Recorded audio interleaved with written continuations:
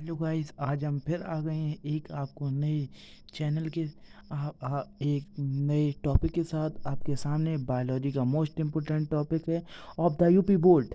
UP board में सबसे महत्वपूर्ण टॉपिक है क्योंकि ये हर साल आता है। ये हर साल आने के कारण यह बहुत ही इम्पोर्टेंट है। यह है 2024 तथा 23 में नहीं आना है, परंतु यह 2025 में आना ही आना है क्योंकि यह 2022 में, 2020 में और 2021 में लगातार पूछे वाला है। इसलिए 23 और 24 में नहीं आया, इसलिए इस बार यह जरूर ही आएगा। आप यह 2 से 3 सेटों में पहले हमेशा पूछा जाता, परंतु 2 सालों से ना आने के कारण यह इसलिए आएगा। आइए आज एक नई वीडियो कर शुरू करते हैं और आपको सरल से सरल भाषा में समझाते हैं। बाह्य मल उपचार में सूक्ष्म जीव, अर्थात इसका मतलब समझिए आप पहले। बाह्य मल उपचार में सूक्ष्म जीव, जो घरों से निकला हुआ गंदा पानी, ऐसे बहरे से निकला हुआ गंदा पानी व कूड़ा कचरा नालियों के माध्यम से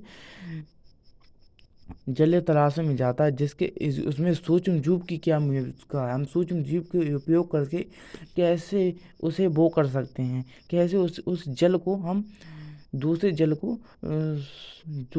को हम स्वच्छ बना सकते हैं। इस तकनीक का इसमें वर्णन किया गया है। आइए समझते हैं तथा सरल से सरल भाषा में समझाने की आपको कोशिश करते हैं। अगर आपको लाइक करें, अगर आपको यह मेरा वीडियो अच्छा लगता है लाइक करें, सब्सक्राइब करें एंड चैनल को सब्सक्राइब करें। धन्यवाद। जय श्री राम दोस्तों। आइए, बाहित मल के जल में शहर एवं कस्बे से निकली गंदगी, जो घरों से निकला हुआ गंदा पानी। वाहित मतलब घरों से निकला, आप अपनी साधारण भाषा में भी लिख सकते हैं। घरों से निकला हुआ गंदा पानी नालियों के माध्यम से बड़े बड़े जलाशयों एवं तालाबों में पहुंचता है, जिसके कारण जो जलाशय का पानी हो जाता है दूषित हो जाता है। अर्थात इसको हमें स्वच्छ रखने के लिए बाहित मल उपचार निम्नलिखित 3 पदों में होता है। या इसको हमें स्वच्छ रखने के लिए हम अपनी भाषा में लिख सकते हैं। इसको हमें स्वच्छ रखने के लिए हमें बाहित मल उपचार करना चाहिए, जो कि 3 पदों में होता है, निम्नलिखित 3 पदों में होता है। अगर आप क्वेश्चन को बढ़ाना चाहें तो पहले यह हेडिंग डालें, प्राथमिक उपचार, तृतीयक उपचार, तृतीयक उपचार। हेडिंग डाल के फिर बाद में डालें प्राथमिक उपचार। अब उसमें लगते यह यह प्राथमिक उपचार, यह बिना बीज जीवाणुओं की सहायता से होता है, अर्थात बिना सूक्ष्म जीवों की सहायता से होता है। इसमें अभिस्यंदन या निस्यंदन की सहायता से छोटे बड़े कण को अलग कर लिया जाता है। और इस आप लिख देंगे, फिर आप दूसरी हेडिंग डालेंगे द्वितीय उपचार।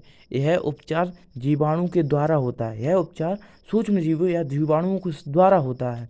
जिसमें इसमें प्राथमिक उपचार के जल, जो प्राथमिक उपचार में अभिसंदन या निस्यंदन, हमने छोटे बड़े कणों को अलग कर दिया, उसमें जो जल बचा था उसमें हम यह जल लेते हैं तथा उसमें एक टैंक में रखते हैं और उसमें हम जीवाणु डालते हैं। उस जल में हम जीवाणु डालते हैं, जिसके कारण जो जीवाणु होता है उस और जो जल होता है यह कार्बनिक पदार्थ है, और यह उसमें डाल दिया जाता है और उसे टैंक को हिलाया जाता है बहुत ही पकड़ के। तो हमें एक गैसीय मिश्रण प्राप्त होता है, जिसे हम बायोगैस कहते हैं। बायोगैस अगर आप बढ़ाना चाहें तो बढ़ा सकते हैं। यह एक गैसीय मिश्रण होता है जिसमें अनेक प्रकार की गैसें होती हैं। तृतीयक उपचार, यह रासायनिक उपचार भी कहते हैं, इसे रासायनिक उपचार भी कहते हैं। देखिए, इसे रासायनिक उपचार भी कहते हैं। अगर देखिए जल में जीवाणु चला जाए तो यह दूषित जल को कर देगा, दूषित जल को दूषित कर देगा, इसलिए जीवाणु को नष्ट किया जाता है। उसमें हम रासायनिक पदार्थों जैसे कि ब्रिंजक चूर्ण हम उसमें जल में डाल देते हैं और उस जल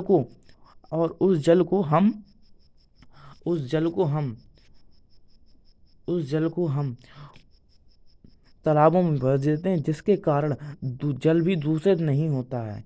यही उपचार करना चाहिए बाहिर मल जिसके कारण। अगर आपको यह टॉपिक अच्छा लगे लाइक करें, सब्सक्राइब करें एंड चैनल को। धन्यवाद दोस्तों।